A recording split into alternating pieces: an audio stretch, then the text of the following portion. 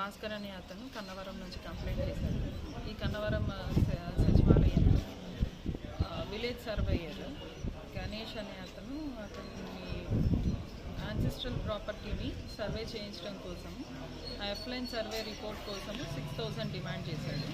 Already ఒక 2,000 PhonePe ద్వారా వేయించుకున్నాడు. Rest of the 4,000 అతను ఈరోజు ఈ సచివాలయంలో రెడ్ హ్యాండెడ్గా తీసుకుంటూ ఉండగా ట్రాప్ చేయడం జరిగింది.